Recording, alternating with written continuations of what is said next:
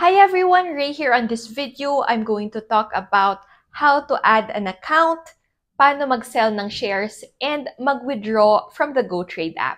If you haven't downloaded the app, check out the link below and trade US stocks with as low as $1.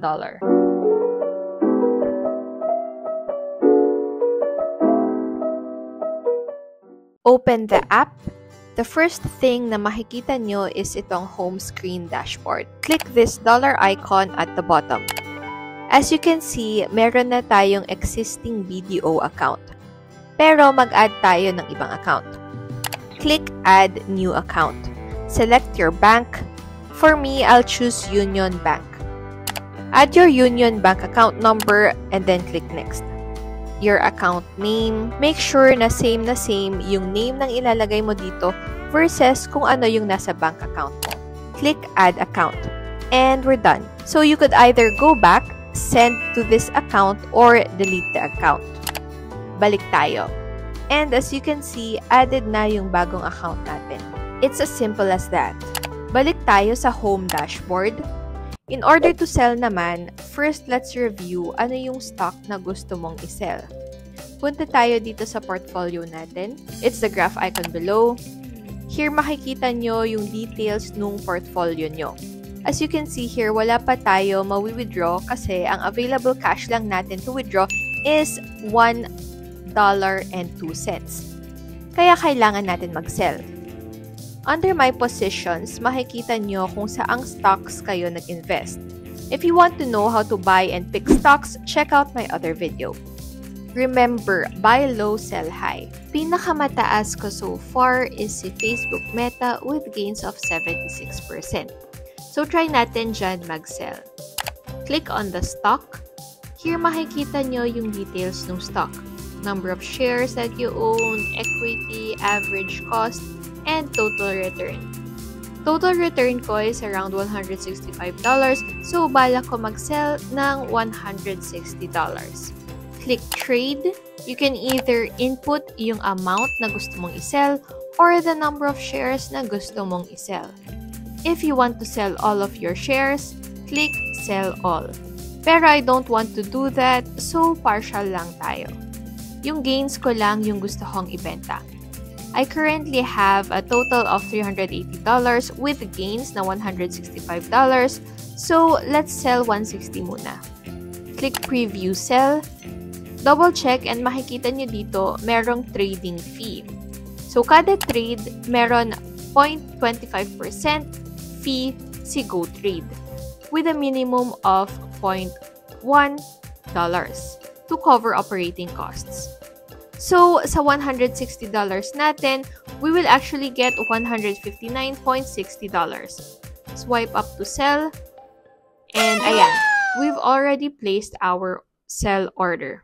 Currently, naka-close yung market. Since GoTrade is a US-based platform, the market opens from 9:30 a.m. to 4 o'clock p.m.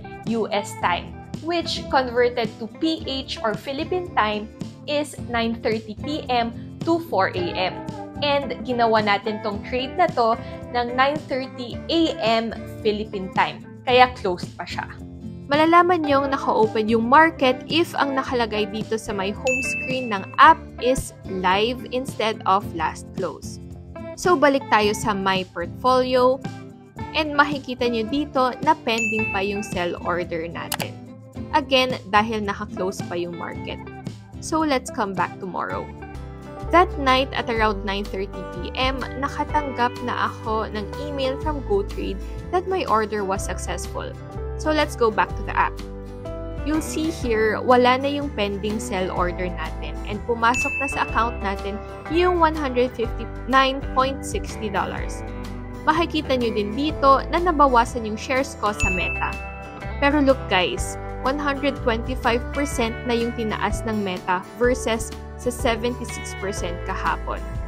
So kung hinintay ko lang ng 1 day before ako nag-sell, I could have gotten a higher profit. But no regrets since nag-partial withdraw lang ako. Yung iniwan kong amount sa portfolio ko under Facebook Meta is still earning that 125%. So that's how the stock market works. It could be volatile. That's why it is very important that you know how to manage your risk appetite. You can see na hindi lahat ng stocks ko puro gains. But I invest long-term, so hinahayaan ko lang muna ngayon. Okay, so meron ng laman yung account natin. Can we withdraw? Try natin. Let's click this dollar icon ulit. Click withdraw from GoTrade. Select a bank account. Send to this account. As you can see here, it explains yung amount of cash na pwede mo i-withdraw. We've seen kanina na $160 yung laman ng account natin. Pero bakit $1 pa din yung withdrawable funds? Meron kasing fresh rewards and unsettled funds. Yung fresh rewards are rewards gained from the app that were unlocked for the past 60 days. Yung unsettled funds naman is yung mga funds na na-trade for the past 3 days. Kanina lang tayo nag-place ng sell order and it will need to take 2 days para ma-settle yung order. So balikan natin ito after 2 days. And we're back. Again, click the dollar icon down below, click withdraw from GoTrade, select a bank, send to this account. Ngayon, makikita nyo na wala na yung unsettled funds natin. And total withdrawable cash is now $160.62. Because ito yung $159 natin plus yung initial balance natin na $1. Click continue. Input natin yung amount na gusto nating i-withdraw. On this case, buong $160.62 yung i-withdraw ko. You can also see here kung ano yung Philippine peso conversion niya. If you click this question mark, makikita niyo yung fees. So it says here, meron $5 wire fee in order to process the withdrawal transaction.